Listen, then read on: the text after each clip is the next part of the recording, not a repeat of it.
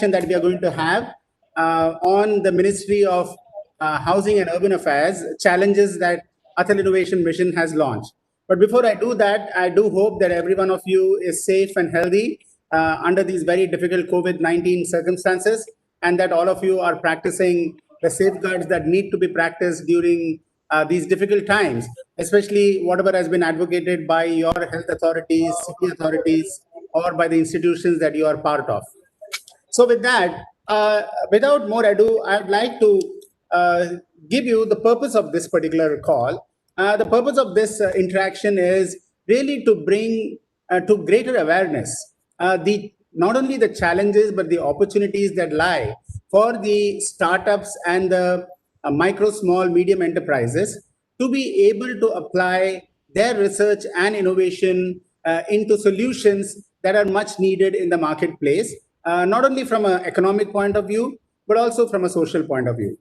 And as most of you who have logged on to this call are aware, the Atal Innovation Mission has been seized with this particular goal. How do we create a culture of innovation and problem solving in our country nationwide, in our schools, in our universities, in our industries, in the MSME industry or in the corporate industry, and even in the NGOs.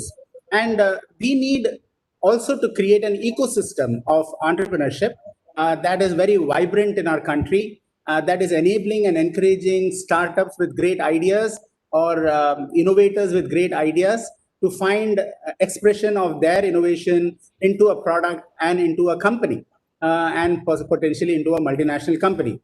So, therefore, the Atal Innovation Mission has launched several initiatives at different levels. At the school level, most of you are aware, we have launched Atal Tinkering Labs, thousands of tinkering labs. In fact, more than 5,400 Atal Tinkering Labs are operational today across 660 districts out of the 715 districts that we have.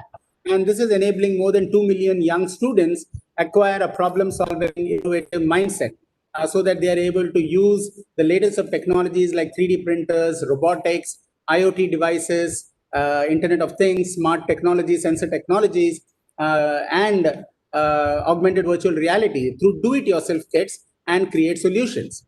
And at the university level, we have launched hundreds of incubators, which are fostering thousands of startups. In fact, we have more than 70 incubators already operational out of 100 which we have selected.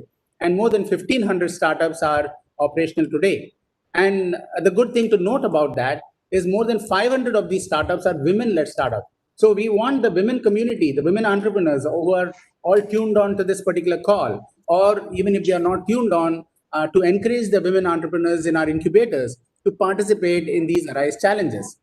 The third is we have been launching Atal Community Innovation Centers in order to serve the rural needs of our country, tier 2, tier 3 cities. You know, we have 8 tier 1 cities or 9 tier 1 cities, but we have more than 8,000 small towns, cities. We have 600,000 plus villages. So, how do we ensure that innovation, the benefits of innovation reach across to all of these towns, cities, villages of our country? And secondly, how do we spur new innovation, community-led innovation that is going to address their particular problems? So that's why we are setting up community innovation centers across the country so that innovations created by the startups, by the incubators, by more than 50,000 startups today in our country. We are a startup-rich nation. So how do we make these innovations arrive at that particular destination and be actually implemented and used? And fourthly, we are launching what are known as Atal New India Challenges. And in this, we have two categories. One are challenges which are already having a minimum viable prototype, a product, and which needs to be commercialized, which needs to evolve into a commercially deployable product. These are New India Challenges where you already have a solution, a working solution and a proven solution. The other is early stage innovations called ARISE, Applied Research and Innovation for Small Enterprises, where you have an initial prototype or you have a very advanced research idea which has already been converted into an initial prototype, but you need to be able to support it in order to convert it into a minimum viable field deployable product prototype. So that means it should be ready for commercialization, but it is not exactly there. And then you are able to avail of more challenges, more grants in order to convert that journey. So there are two parts: early stage innovations and more advanced prototype to product innovations. Early stage to prototype, minimum viable prototype, and minimum viable prototype to product commercial deployment. Now, these arise challenges we have launched recently. 15 challenges have been launched along with 5 ministries, because here the ministries and the government is playing a very proactive role in not only helping to identify challenges which are relevant for our country, but also to be able to become the first buyer of your solution should that solution work and should be capable of being able to be scaled. So that is why these challenges are very important for our startup and our MSME industry. The target is the startup and the MSME institutions. If there is any individual innovator who wants to participate, he or she has to tie up with a startup or an MSME, and they should be the primary applicant, not just the innovator by themselves. Because we want an institutional registered entity to be able to respond to this innovation and carry it forward. The idea is not to win just a contest here. The idea is actually to be able to take your idea or research or innovation or initial prototype and finally make it into a product that the market will be using and which will enable you to grow as a company. So that is where the Arise challenges have been launched. We have launched with 5 ministries, as you may be aware. The Ministry of Housing and Urban Affairs, and today they are on the panel, two very distinguished members. I'll talk a little bit about them a little later, Vikash, Chandra, as well as Mr. Rahul. They both are been associated extensively with urban housing, development, smart cities, and so on. And we'll hear a little more about that. We are also partnering with 4 other ministries: the Ministry of Health, the Ministry of Defense. We are partnering with the Ministry of Food Processing Industries and with ISRO in the space sector. So three challenges in each, and we are going to have two winners in these 3 challenges. You'll have two winners for each of these challenges, so that they can go and we can support them with a grant of up to 50 lakhs. So all those things are there out there in the website. The guidelines are there. But we are going to talk today more about the Ministry of Housing and Urban Affairs challenges, the 3 challenges that we have launched. And for that, I am delighted to have with us on the panel Mr. Vikash Chandra. He is an advisor with Deloitte India's consulting practice with more than 19 years of professional experience in government and public sector advisory. He has experience in program management, strategy development, conceptualizing innovative projects, policy review and development, institutional strengthening and organizational development, monitoring and evaluation, outcome and impact assessment. Currently, he is one of the core team members of the Smart Cities Mission Management Unit of Ministry of Housing and Urban Affairs, Government of India. As one of the key members of Smart Cities Mission Monitoring Unit, he has led a number of initiatives like conceptualizing innovative performance enhancement tools and strategies, conducting national workshops for innovative finance, Healthier Indian Cities, Smart Cities Technology Showcase Day, One City, One Impact Program, Sister Smart Cities Initiative, and the Spirit Program for Innovation and Startups. Welcome, Mr. Vikash Chandra, for this discussion. Your resume is absolutely impressive, and you are the right person to talk about many of the questions that I'm sure the audience will have. And I'm delighted to have Mr. Rahul, who is now the director of Smart Cities. In fact, that has been his, waking and sleeping activity over the last 2 years, as I understand. And prior to this, he's also been associated with the finance ministry, and he has been associated with the banking sector. And it is very important when we look at these challenges, the financial aspect, the supporting, how do we ensure that they are becoming affordable, how we can ensure that they can scale. These are all very important factors when you take innovations into account. And innovation is not just the technology part of it. It is the whole gamut of how do you make it into a successful product that can be scaled, that can have impact, that is affordable, and that is customized to the needs of our country. Because the needs of a country are diverse. Like I said, 600,000 villages, and they are in all sort of urban India, rural India, tribal districts, hilly districts, coastal districts, you name it. So we have a number of challenges. How do we rise to those challenges? So with that, welcome Mr. Vikash Chandra and Mr. Rahul Kapoor.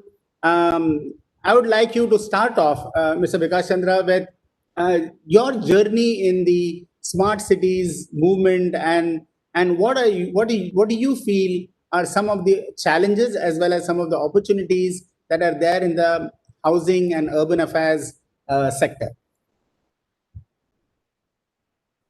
Thank you, sir.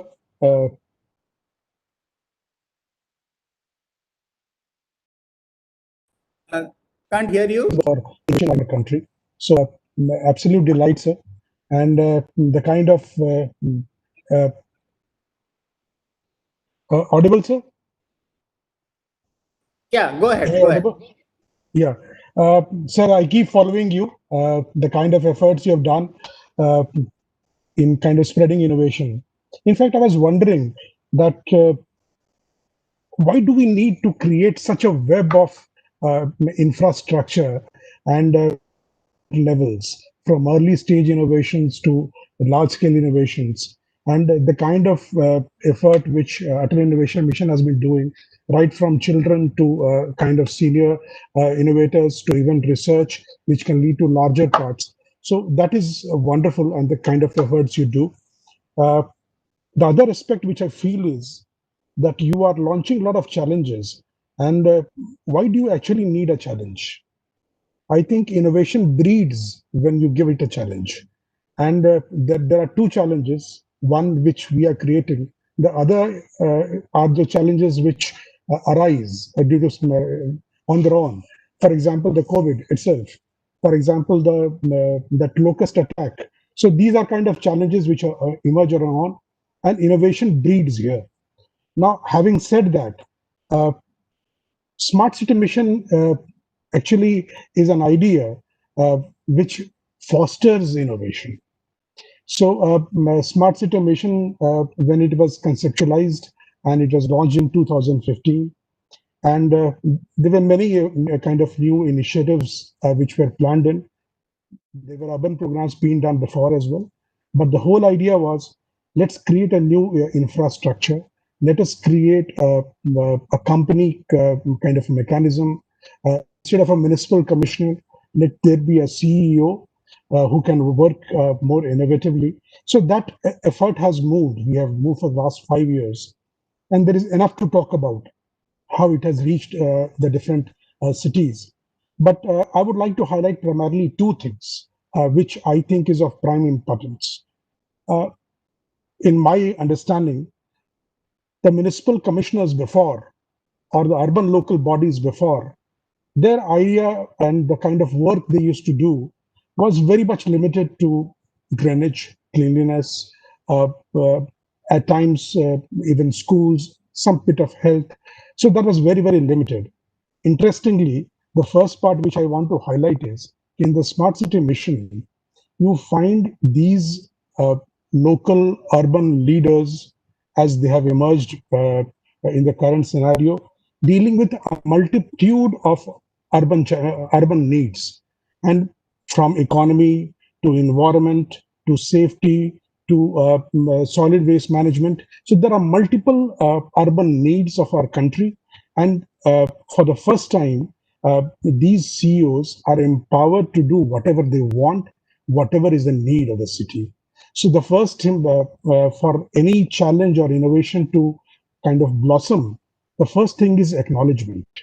So we acknowledge a problem, and only then you come out to a solution of it. So that is where I think has been a great contribution of the Smart City Mission, where a lot of a multitude of urban problems have been acknowledged, which are need. The second thing which I find of great importance is you you have to be in dialogue with technology, and once you are in dialogue with technology, you keep learning, you keep growing.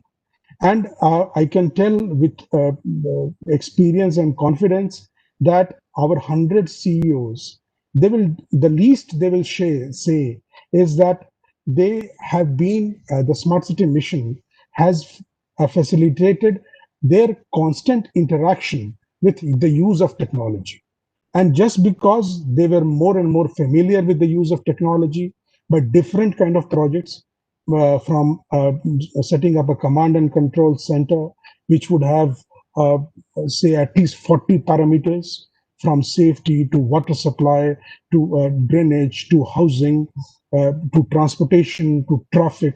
So all these multiple kind of features, and how you are using technology to kind of be more effective.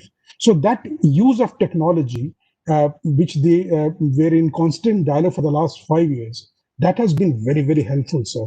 And I can tell you, sir, that when the pandemic struck us, and this just because these CEOs had been using this technology, they were kind of constantly dealing with it.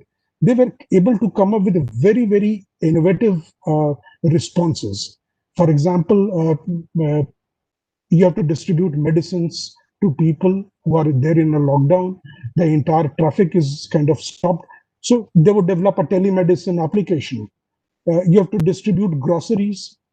You will kind of select all the vendors, put them on WhatsApp groups, make them connect a website. So this use of technology has been very, very helpful. Use of maps, use of GIS, and in which you are able to identify every patient. You are able to trace all these people who they have met in the last few days, put them on a map. Then you can, because of this use of technology, you were able to kind of create containment zones, the red zones, the orange zones, and accordingly your policy was worked out. The last line which I wanted to say is technology was also an integrator, because we in India have got multiple departments and they all have got the different functions. Technology was able to bring them together where all of them could kind of work together. So these were some of my experiences, which I feel, which the Smart City mission has contributed in the use of technology in innovation. So Excellent, Mr. Chandra. And I think you brought in, very sharp focus three things. One is an acknowledgement of issues that are there in the urban housing area, right? I mean, forget about any area. What are the issues? Acknowledging that these are some of the issues related to environment, issues related to transportation, issues related to water management or affordable housing. First, once you have an acknowledgement, then you are seeking a solution. The second you said is because of these 100 smart cities, the 100 CEOs, they're constantly looking for how to solve these problems, and they are seeing technology as a great enabler for solving these yes, problems. And so, yes, this leveraging technology, getting familiar with it, getting familiar with various innovations, you're going to have, and therefore the importance of launching these challenges. Challenges are an awareness and an acknowledgement of the problems that exist, and the technology are the solutions that you are looking for from the innovators and from the startup community and from the MSME community. And the third point that you brought out very correctly is technology is an integrator. It is not just the solution provider, but it's also an integrator of various different. I mean, how do you, for example, connect the smartphone with the water management system and the water metering system, or the electricity management system, and so on? And how do you bring dashboards and data analytics to be able to, or GIS maps to be able to provide you information which is again acknowledging problems in certain areas and therefore seeking solutions in those areas. And I think that is where both the challenges, you beautifully brought out what the challenges are and the opportunity is, right? So, Rahul ji, you have been involved in the for 2 years in the smart cities, and I'm sure you have had a wealth of experience dealing with 100 CEOs and 100 smart cities. I've always maintained that every smart city in India should have two or three world class incubators, because without those incubators, you will not promote startups, and without those startups, you will not address the problems that that particular smart city needs. The needs of a smart city in Lucknow is very different from that in Vishakhapatnam, and very different from that of Indore or from of that of Salem. So we need innovation which is very specific.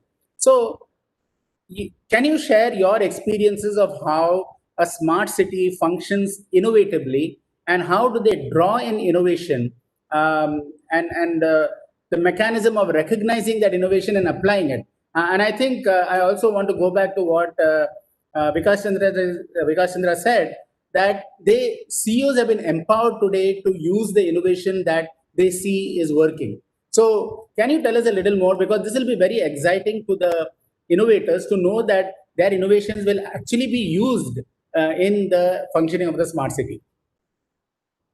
Thank you so much, sir. Of course, Vikash has covered some very interesting points in his address. The whole need for innovation. I think I can start with that, just to give a brief context on why it's so important for us in the smart cities mission to actually think innovatively, and not only think innovatively, but also to create or foster ecosystems that lead to more innovation. Now, it's not only about smart cities creating one or two incubators and each smart city having an incubator.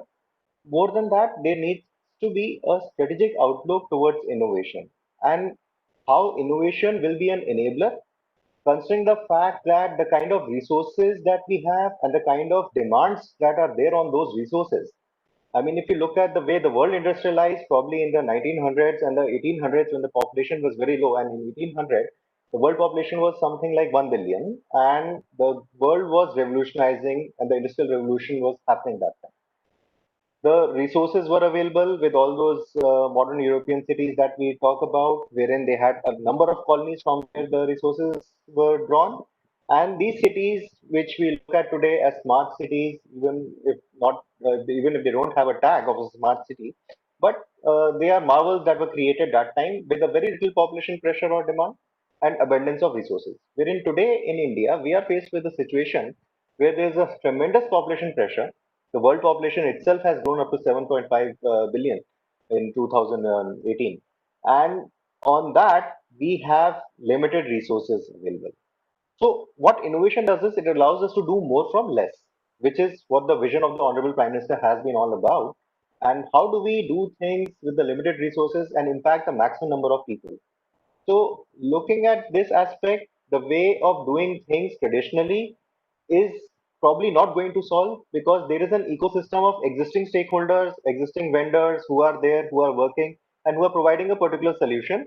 And sometimes what you require is a bit of out of the box thinking. And that is where the innovation ecosystem will help bring up all those ideas that are there within a city. I mean, you don't need to look very far. Probably there are a lot of startups, a lot of youths, a lot of MSMEs which are probably working in the city ecosystem, and that connect is not happening between the city stakeholders and these people. So the innovation ecosystem that needs to be fostered was looked at by us, along with, of course, support from the Niti Aayog, when we first conceptualized a program on fostering innovation. And when we started talking about fostering innovation, it was not only about getting the incubators to partner with the smart cities, but to look beyond that, to look at the procurement problem, to try to solve the procurement challenge by bringing about innovation in procurement.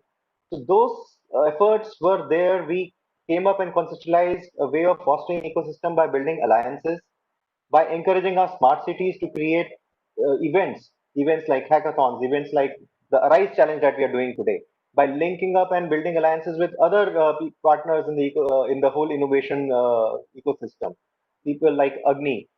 So getting all of them together, people like Startup India, and getting them on a common platform. So the role of the government is today that of, instead of doing things on their own, to create basically enabling platforms that allow innovators to come and work. And if you look at the whole way this innovation ecosystem works, this is just a very small story, I think, because there's a lot of youngsters that I'd like to share with them. So if you look at it, in 1957, there was a satellite launched by Russia. That time it was the Soviet Union. That was the Sputnik satellite. And there were two young scientists and youngsters who were there in the US trying to listen to the microwave signal. And using some calculations of Doppler effect, they tried to project the movement of the satellite. The US Department of Defense got very interested in this, and they approached these two youngsters and tried to ask them whether you can actually track from where this signal is emanating from. They did some calculations, the innovation that was brought in, and they were able to track from where the homing signal was coming from. And the Department of Defense used this technology, launched 4 satellites, and it was a completely locked-in ecosystem. However, in 1983, there was an incident that happened. A Korean airline, a Korean airline, a commercial airline, was basically shot down by Russia, and it was because its land-based navigation system failed. So that was the year when the Ronald Reagan administration decided to open this to the whole world, and that technology is GPS.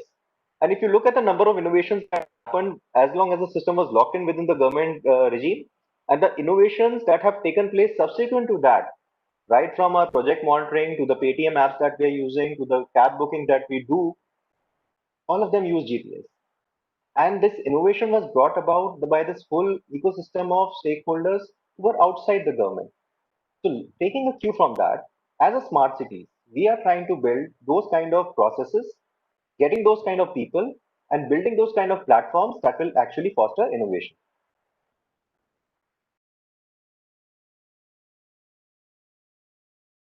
Thanks, Rahul. I think that was a wonderful and I would say a very inspirational story to all the innovators.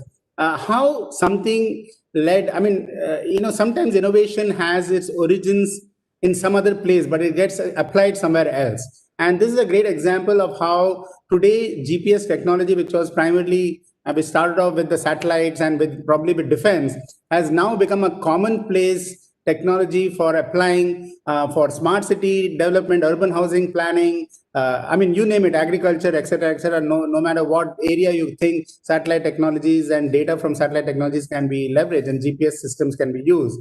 You brought out two very important points, Rahul, in your discussion, and that is what the Honorable Prime Minister also said in Aatmanirbhar Bharat. He said one is the pillar of infrastructure. We need to focus on the pillar of infrastructure, and by that he meant both the physical infrastructure that is required to be had in across our country. We have 8,000 towns and cities and 600,000 villages. How do we ensure that the physical infrastructure is improved? And it should not just be, this is an opportunity for us to build smart infrastructure also, rather than just pure physical infrastructure. And the second is the digital infrastructure that we need to set up, because that is going to also eliminate the last mile problem, where it is a hilly district or a coastal district, then it is sometimes difficult for us to be able to set up the physical infrastructure and how to use digital infrastructure. The second thing that you said is the pillar of demand. You said the demand is very high. We are 1.3 billion people. So, but that also means that the opportunities are many, right? Now, I'd like to, keeping these 2 points under consideration, I want to come back to Vikash Chandraji and say, we have shortlisted 3 challenges, and I'm sure there are 100 more challenges which we would like to launch. But the 3 challenges are on Project Move, Project Water, and Project Clean Air. I'd like you to take one of these challenges, let's say Project Move, which is development of usable smart technology to create a real-time mobility decision support system for Indian cities. What all do you think are some of the challenges that people can respond to, keeping the need for fulfilling this pillar of demand as well as the pillar of infrastructure, leveraging the pillar of technology that the Honorable Prime Minister has said in his Aatmanirbhar Bharat? Sir, I'll just take 1 minute to add a point more. Yeah. Sir, in the Smart City mission, we understand that we need, if we are doing 2 lakh crore worth, we very well do it innovatively.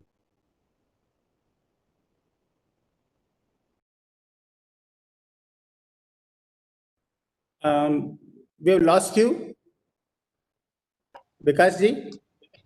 Yeah, am I audible, sir? Yeah. So, Yeah. what I want, You'll have to I'm repeat sorry. what you said. Yeah.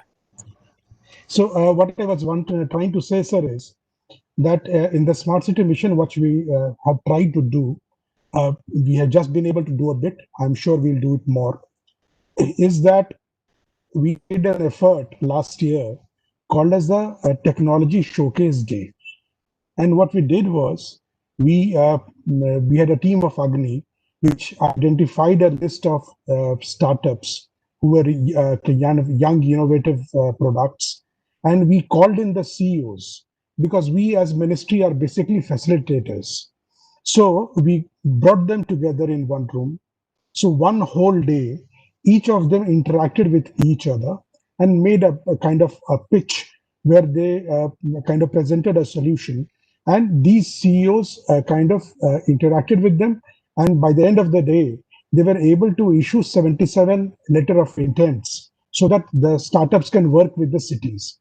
Now, having said that, so this is something which we tried with a list of 15 municipal commissioners and 15 startups. We definitely want to take it increase this. We take it to a new level where we can have this innovation mechanism or this entire infrastructure club in.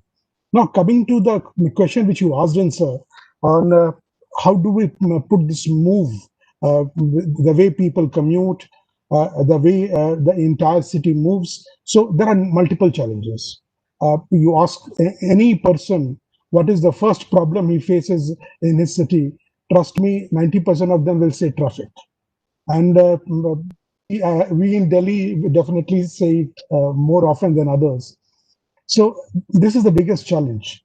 But what COVID has taught us is that there are different ways of getting connected. There are different ways of you working. There are different ways by which the entire supply chain of a city moves. So it can be it can just be totally different. So there are multiple challenges here, sir. Right from the roads will remain the same, the pollution, the population will kind of increase. So the way we use public transport, I think that is the biggest challenge. More so with COVID times, some people are kind of thinking about public transport in a new dimension. They want to be more safe as well when they go for this public transport system. So I think that is one challenge where how we can be contactless. I remember there are many cities where they started using QR codes to instead of a ticket. So the bus conductor would show a QR code and you will just pay it with your Paytm. So there was no physical exchange of a ticket and money. So these are, I think, in traffic, the way the public transport system can be improvised. These are definitely some challenges which a young innovative mind should ponder about. Then I think the way we use cars, I think that is also something to think, discuss. In fact, I personally feel that someday our garages might be empty, and we might have all these vehicles available with us, and we may not need all these kind of cars which we produce today. Maybe the entire steel which is used there kind of needs to change. So for the challenge move which you are proposing in, I think these are some new things which have popped up, which need some interesting solutions, which the young startups are obviously welcome about. Excellent, excellent, Vikash ji. And I think you brought out beautifully the challenges that people can deliberate on and find innovations, whether it is related to how do you leverage digital connectivity and thereby reduce the transportational needs, how do you bring supply chain movement, bring technology element into that, and thereby digitize supply chains. I mean, one of the biggest disruptions that has happened because of COVID-19 is the disruption in supply chains. And how can you do that? You talked about traffic management, which is a conventional problem, but still we do want solutions for that. You mentioned about usage of public transportation system, and the COVID-19 has thrown open this new crisis of how can I have contactless surfaces? How can I ensure mass sanitization of in airports or the stations or the metro stations or the metro cars themselves? You also talked about how QR codes and biometric technologies can be used. I've been thinking recently, I was going to withdraw some money from the Paytm from one of the terminals, physical cash. And I was saying, why can't I just stand in front of it and it automatically recognizes me and gives me the amount it asks me to speak? I don't have to touch any surface there, and I just get the money and come out. And I was surprised that today still we don't have any such technology out there which could be easily implemented across all the kiosks in our country. So things like that. And so these are very, very good challenges, and I think there are many more. I see Kunal has joined in. Kunal, thank you for joining in. I know you have a very pressing schedule, and it is appropriate. We have had an interesting discussion with both Vikash ji and Rahul ji. Kunal, you have been the pillar of the smart city movement as a mission director, and you have been so involved in this. And I remember when I first came to Atal Innovation Mission, I met you amongst in the first year itself, and since then we have been talking, and I'm very happy that we are now launched these Arise challenges. From your perspective, Kunal, the question that I would like to raise with you is, always it is the innovators worry at the back of his mind that I come up with an innovation, I come up with a product, but will it have a market? And how can we facilitate them in this marketplace? And you have a unique opportunity. And I also heard about the empowerment that the CEOs have been given at various smart cities by the Urban Housing and Affairs Ministry. So what can you say to all the people who are wanting to respond to this Arise challenge and are eager to respond in terms of if their innovation meets the requirement, the ability of the government to absorb it and to pilot it and then potentially to scale it? Thank you. Thank you, sir. In fact, I was in a pretty dull discussion, but I could not leave that. And thankfully, I've been able to join here. There is no quick answer to this question, and wish we could have figured out an answer so far, but we haven't. But I understand the Arise challenge is much more than only giving business to startups. Arise is also about almost co-creating the solution. So I think that's something which differentiates the Arise process from a regular hackathon or a challenge process. So that's one area where I can say that smart cities will act as test beds. We can look at different ways of creating robust products with whichever MSMEs, oblique startups, or oblique innovators who work with us. So that part, I think, as far as I understand, is very, very important. Because I think that also creates ownership of the solution, and that creates a very credible solution to begin with. Now the question is, how does it actually get adopted? Our rules, unfortunately, the Government of India level, we only see the GFR, and the GFR is not applicable to states and cities, and it rather not be, because we don't live in a centralized authoritarian country. And so there are states and there are cities, and largely the cities follow the state rules. However, SPVs have been authorized, and they are legally authorized through the companies law to have their own procurement laws. But because they are largely funded by Government of India and the state governments, the Government of India does not mandate, but the state government says, if you want to get my money, you have to do this, this, and this. And in that, they also include that you should be following the procurement laws that the state has. So that has been a bit of a challenge, which I think we will have to overcome. And when I used to talk to you in the beginning, we used to talk about a program called Spirit, and then with Mudit, we wanted to work something out there. And the logic was that just as when you take World Bank funding or ADB funding, that comes with a certain annexure called a procurement policy for the World Bank or procurement policy for ADB projects. We do not have something like that. And I was told even by the Ministry of Finance as well as my internal financier that this will be violative of the federal structure, because you can't propose a procurement policy from Government of India. It has to be the state policy which applies, because they are ultimately using the money. So that challenge has to be overcome, sir. And that probably is something that I think across ministries, every ministry has a problem. And we have a bigger problem because we work with states and cities. So we will have to find an answer. I mean, I don't think it is an easy question. But all said and done, I think this entire process of developing the solution along with the innovators will be something which gives definitely much more credibility to the solution itself. It's almost like we own the solution.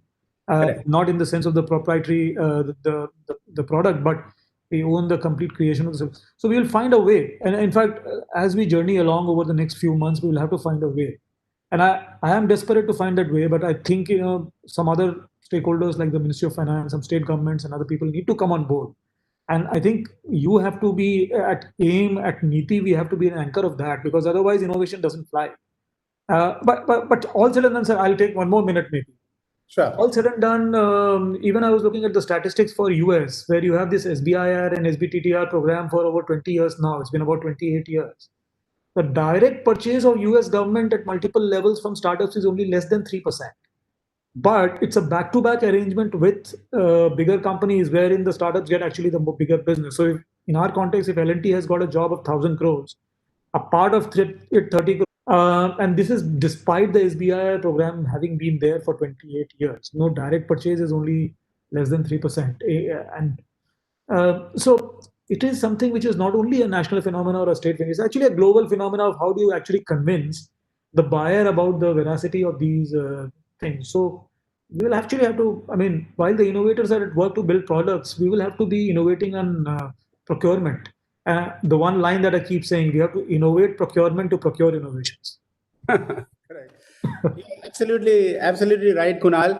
But I want to add to what you're saying, and I think this is an answer that I have found over the last 2 years actually, that Atal Innovation Mission has been operational.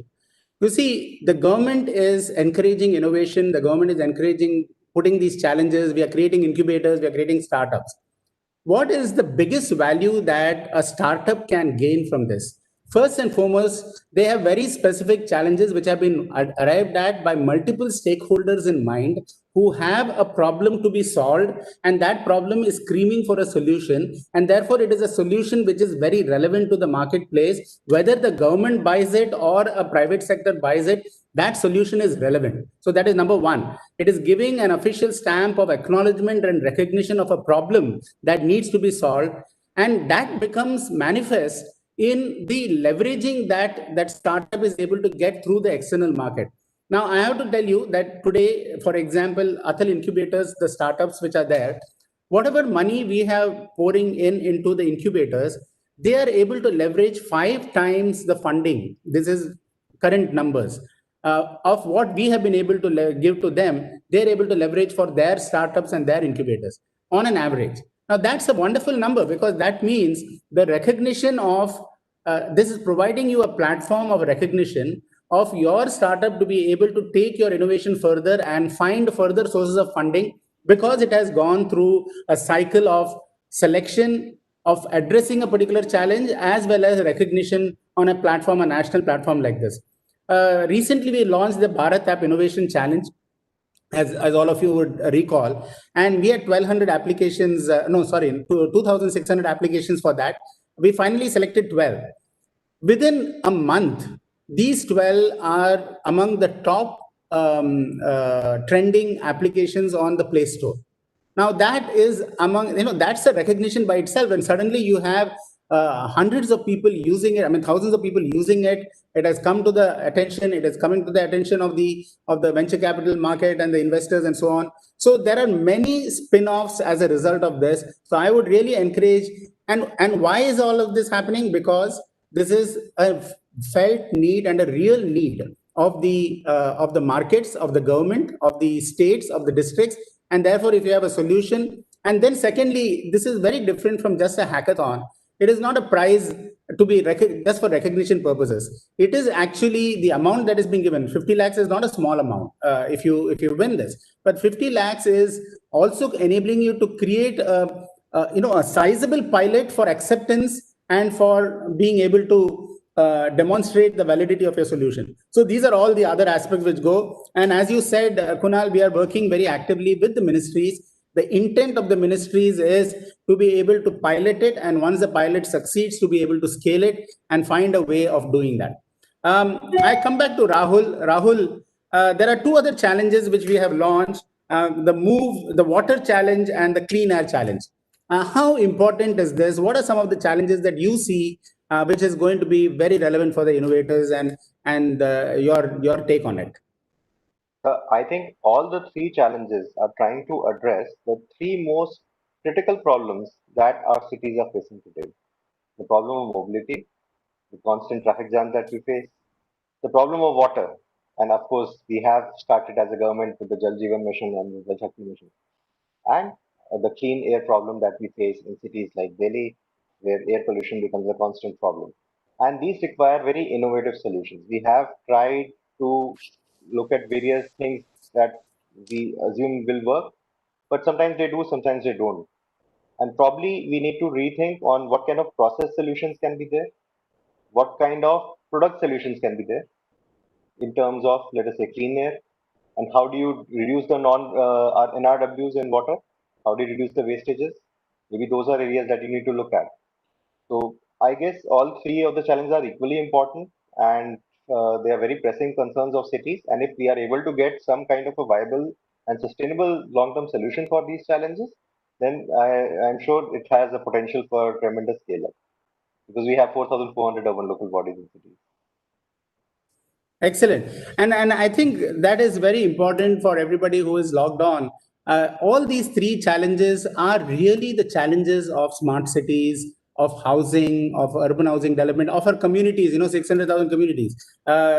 Each of these, whether it is mobility, whether it is clean air, and a pollution-free atmosphere, and that includes deforestation and so on and so forth. Even if you're in the tribal district, this challenge is important. How do you address the problem of clean air and a pollution free environment? And the water project, I mean, that is so very important. We are subject to the vagaries and whims of rainfall in some of our some of our states and some of our districts. We are subject to famine sometimes, we are subject to floods sometimes. So how do you balance out leveraging innovation, technology, and so on and so forth? And as you rightly pointed out, innovation is not just the product innovation. It could be a product led service innovation or a process based innovation. So all three are valid candidates, but there has to be an innovation component.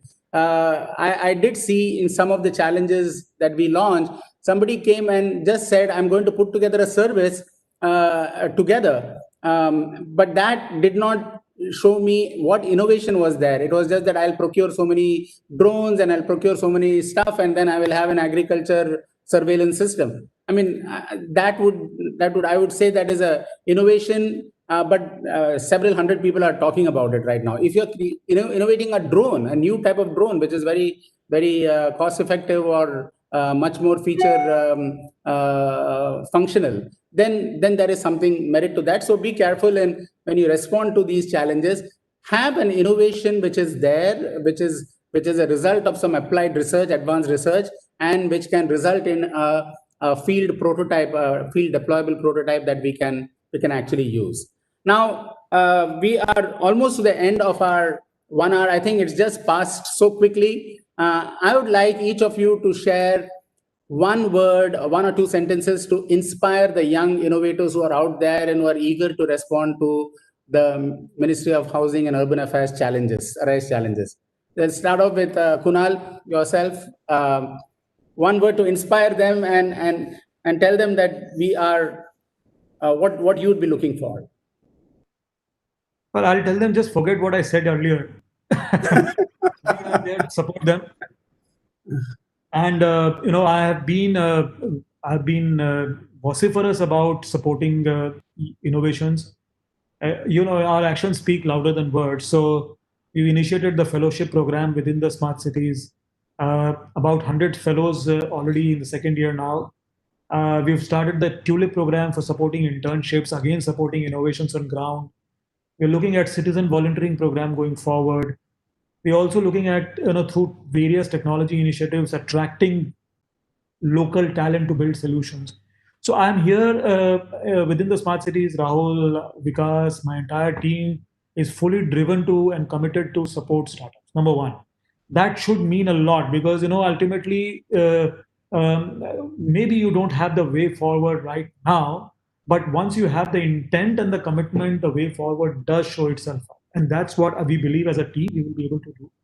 The second thing is, I think, we have a very fascinating program called Smart Cities. This is a unique program within the government ecosystem where we have a lot of money, where we have a lot of convening power, and where we have a big ecosystem which could be linked with all these startups. So if you're developing solutions, let's say you want to link to IIT Kanpur, want to link to Smart City Kanpur, you want to test it out in some other city. So you have sky's the limit to the kind of engagement that we can make possible for you.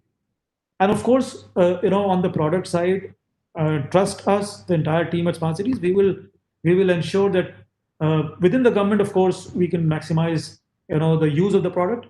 But yes, you were right. In my after I spoke, government is not the only buyer here, and there's a huge market waiting to happen, and we will be happy. In fact, one of our fellows just created what we call the stock exchange of solid waste. So he started to buying and selling of waste online. And very recently, we've actually sold 6,000 tons of waste in Chennai on this platform. And you know what has been sold? I mean, you will be familiar. 6,000 tons of coconut shells were sold to a guy in Malaysia because of something that a fellow built in Chennai. So that's the kind of market which these guys make possible. We are here to support them. So we will be fully with them. Yes. Thank you. Excellent. Anything you'd like to add to what Kunal has said, Rahul and Vikas? I think, sir, that fairly sums it up. But if I do have to share, I could probably share one word, I guess. Look for spare parts. And by spare parts, what I mean is that solutions are already existing in the ecosystem. You don't have to look too far. Just to give you another short example.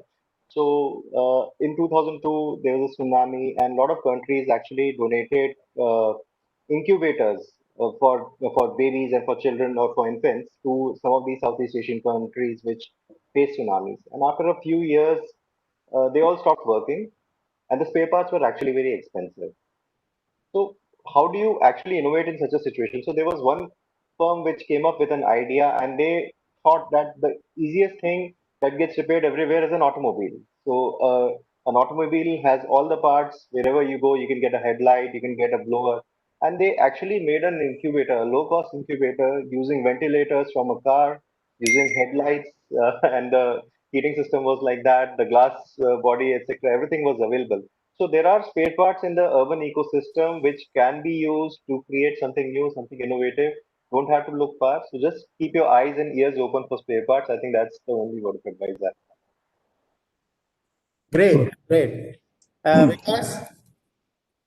Sir, I wish to add only one thing, that challenges are opportunities. The bigger the challenge, the better the opportunity. And Smart City Mission, the people in the entire system, they are your best friends for the startups. We are there with open, with the doors open, with the windows open, and we are waiting for you. And let's innovate together, and we'll work it out, sir.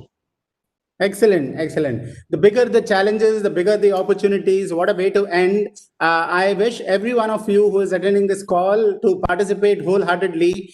India is the startup nation of the world. We have 55,000 startups today by the latest count.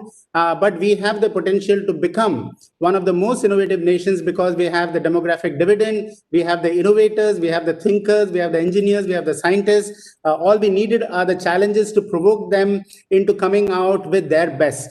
And I'm sure with the ecosystem that is being created in our country, with the support that we are getting from various ministries, from the private companies, from the stakeholders, we are at a watershed moment in our history where startups are going to play a very important role in the growth of our nation and the building up of a new India of our dreams. So with that, I want to thank everyone. I want to thank the distinguished panelists for participating in this discussion and offering very, very enlightening ideas to the people who have been attending this. And of course, we are looking forward to a resounding response from every one of you who is logged on and beyond to the arise challenges of the Ministry of Housing and Urban Affairs. Thank you. Have a great evening. Thank you, sir. Thank you, sir. Thank you so much. Thank you so much for launching the challenges. Thank you. Thank you, Kunal. Thank you, Vikash, and thank you, Rahul. Thank you, sir. Thank you, sir.